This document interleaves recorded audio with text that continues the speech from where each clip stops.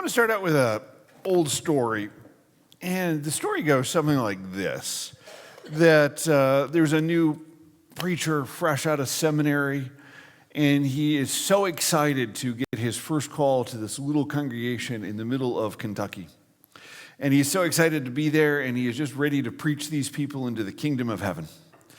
And his first Sunday, he walks in, and he gets up into the pulpit, and he preaches all about the evils of drinking alcohol. And how with each step you're on that road to hell, and soon enough you will drink yourself through the gates of hell into Satan's kingdom. And after the service is over, one of the elders comes over to him and says, "Son, this is Kentucky. We like our whiskey here. We like to have a nice sip of our whiskey after a hard day's work. Why don't you come up with something else to preach on?" So next Sunday he comes back and he preaches on the evils of tobacco. And the same elder says to him, "Son, this is Kentucky. We like to smoke our cigars as we're sipping our whiskey after we've had a hard day's work. Why don't you come up with something else to preach on this next week?" So he thinks about it and prays about it. And the next week he comes back and he preaches on the evils of gambling. And the same elder just grabs him by the scruff of the neck after the service and says, "Son, this is Kentucky. We like to play a nice round of poker as we're sipping our whiskey and smoking our cigars after a hard day's work. Why don't you come up with something else to preach on next week?" So he thinks and he prays very hard about this, spends a lot of time in the study of Scripture. And he comes back and he preaches on the evils of deep sea mineral extraction. And everybody seems to be fine with that. I tell you that as a joke, not a good joke, but an old joke, with this knowledge that any preacher worth their salt is always trying to process that. How much can we confront things? How do we say things in a way that'll be heard?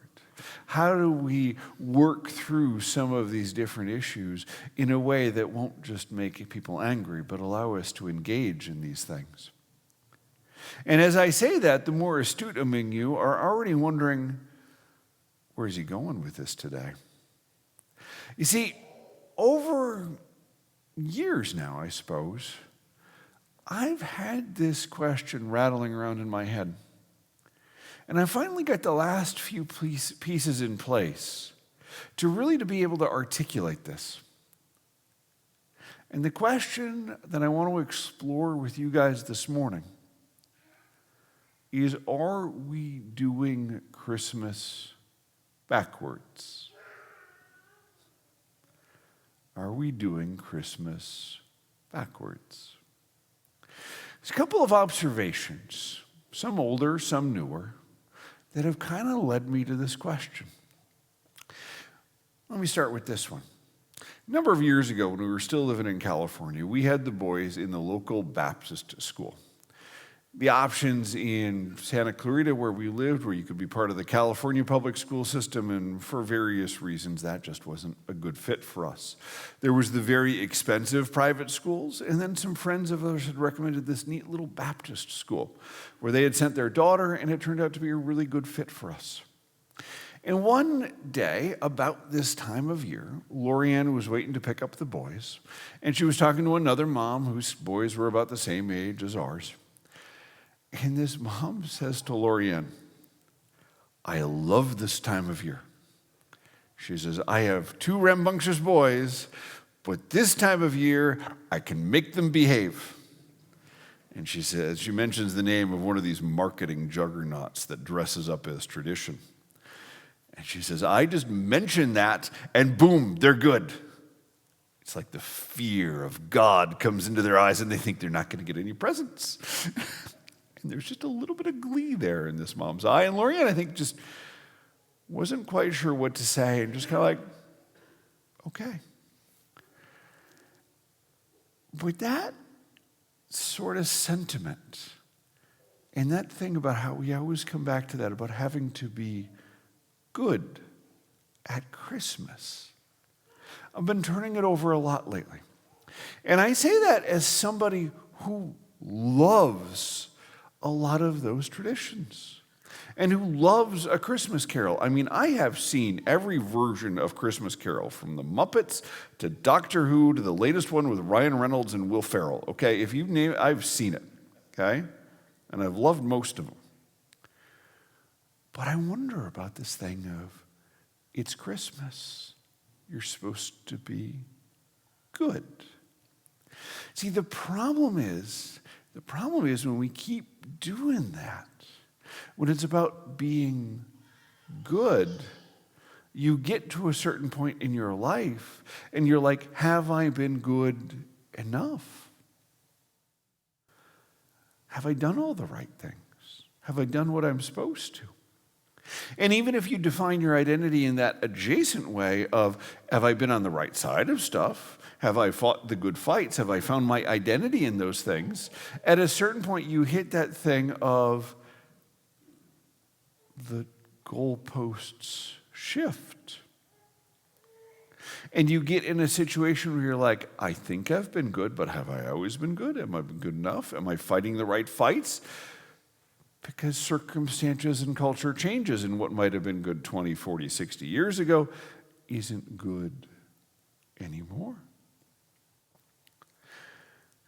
As part of my call, as part of my job, as part of my ministry, I spend a lot of times in hospital rooms, usually with people who are going to make it, but not always.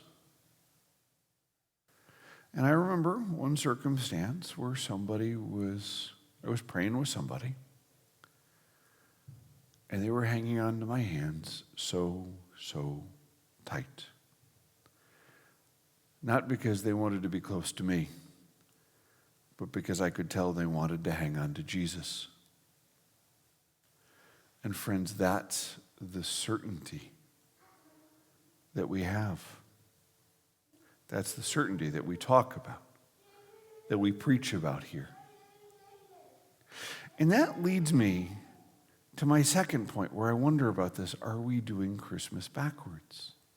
Because this is something I'm finally able to articulate. Some new stuff has come out. Some new surveys have come out. And you see it now in both the macro and in the micro. And here's what I mean. New study came out just last month, or at least I ran across it last month. And they were surveying one of these research firms, and they were surveying people like you. People who are in church on a regular basis who think church is important. Obviously, you guys are here this morning. You think church is important. I mean, I know the Packers aren't playing today, but just think of it as a preview for the playoffs. I'm sorry. I'm sorry. I've been so good this season. Couldn't resist. I couldn't help myself. I know it's the Lions versus the Vikings to decide the NFC North, which just amuses me to no end, but I'll be good. Okay. All right. Where was I? Oh, yeah. Okay. But the thing is a new survey. Surveying people like you, people who are in church on a regular basis, people who believe church is important. And 59% of those people surveyed said that Jesus is the first creation of God. And the thing is if you don't understand why that's wrong, we need to talk. Because Jesus is the Son. Father, Son, Holy Spirit, fully God. And that's one of those reasons that we do the Nicene Creed during Advent and Lent, to remind us those words that you're going to hear again in a few minutes: true God from true God, true light from true guide, true God from true God, true light from true light. And if we don't understand Jesus is truly God, then what happens is that Jesus becomes just another creation, just another creature. And if we miss his birthday, it's like missing Abraham Lincoln's birthday. And as much as I love Lincoln, if I miss his birthday, it's not a huge deal. And on a micro scale, I worry about this as a congregation. One of the things that we do with the confirmation kids is we have a project for them in 7th and 8th grade. They have a bunch of stuff, a bunch of theology questions, a bunch of just questions about who is God, how does he work in your life, that sort of thing. And when we do those projects, when we get done with them, they're an open book, they take them home, they work through them, and then they come back, and they sit down with me and Amy, and this year Pastor Anna will get to sit in on a few of them, just for giggles. And it's fun when we do that. We always ask the parents to be there. And one of the reasons I want the parents to be there is to check to see how parents understand all this stuff. Because there has been more than one time, happens a couple of times every year, we'll be sitting down with a student and we'll say, hey, you said this. Are you sure about that answer? And they'll say, well, I wanted to do this. And they'll point to the right answer. And they'll say, but mom or dad talked me into, the wrong answer. And so at that point, it always opens up this great discussion with the parents of saying, well, mom or dad, why do you think that? And I see that all the time. And I worry about that. And you see, the thing about theology is everybody looks at it and says, well, what does it matter if my theology is right as long as I'm doing good? Well, if we're doing good and we don't know why we're doing it, how do we know it's good in the first place? And how do we know where it's going to take us?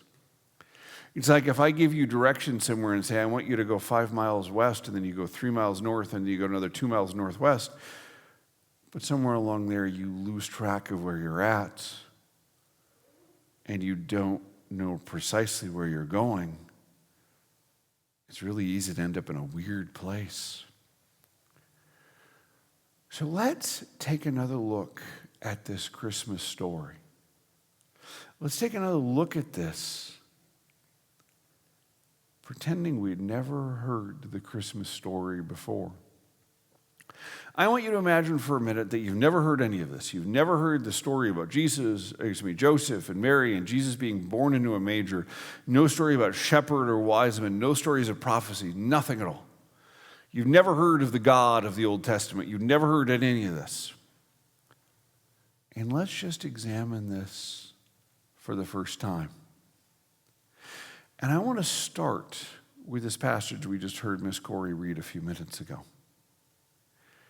This passage out of Isaiah. Isaiah was writing 600 or 700 years before Jesus, so 2,700 years ago from today.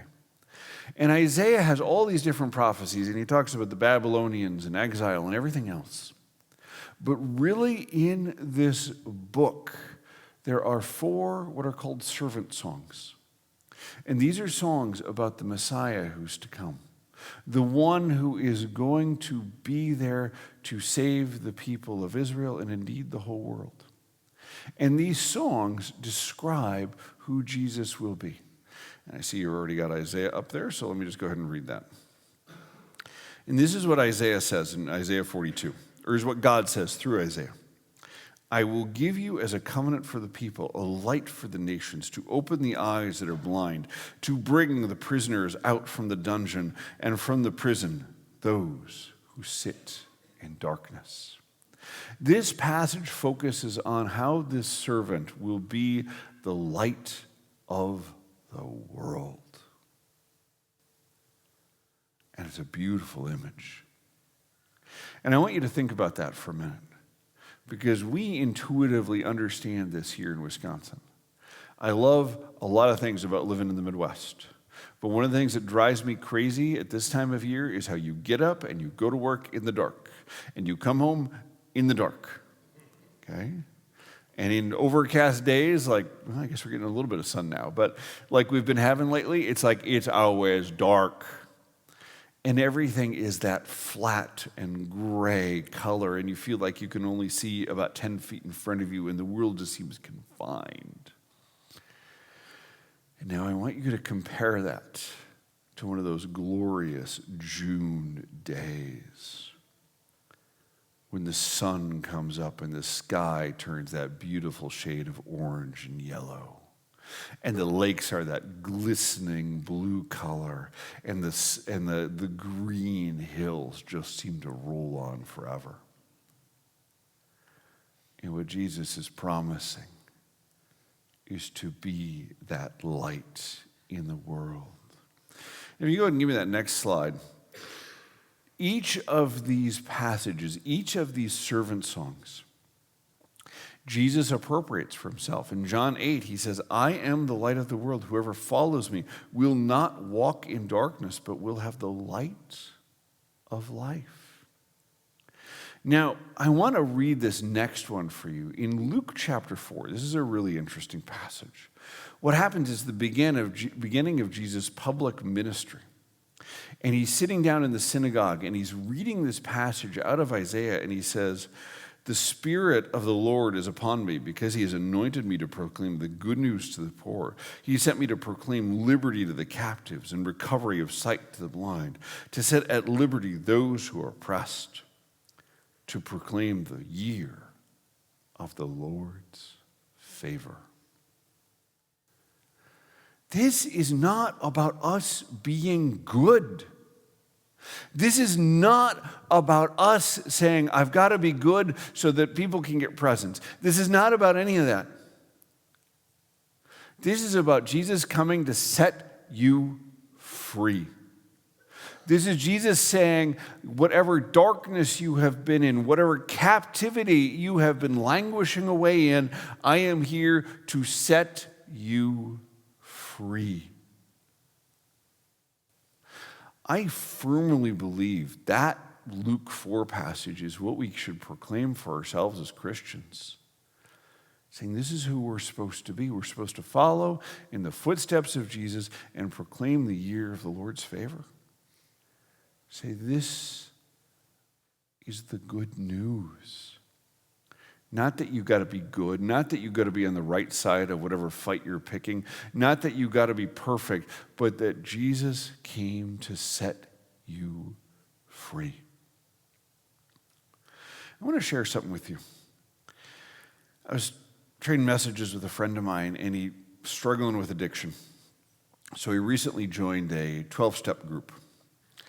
And his sponsor sent him this message.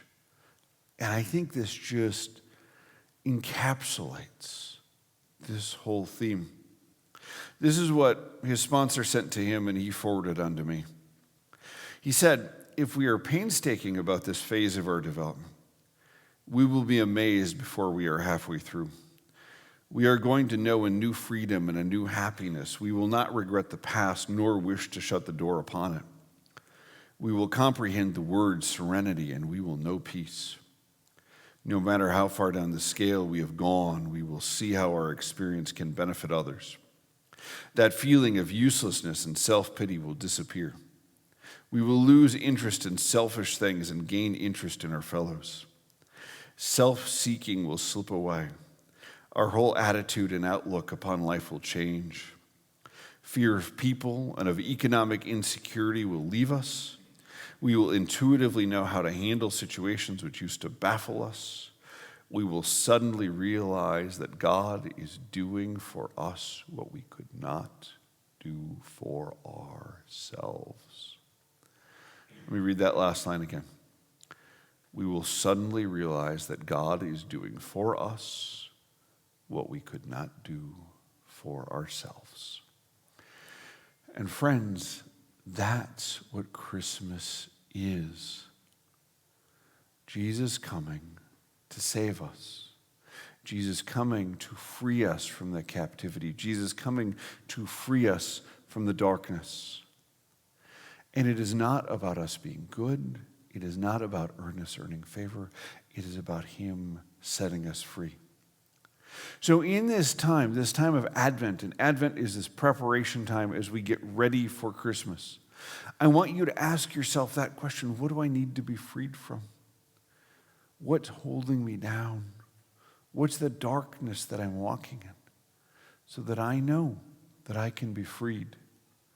So that I know and I can appreciate, I can enjoy, I can see what God has done for me. Amen.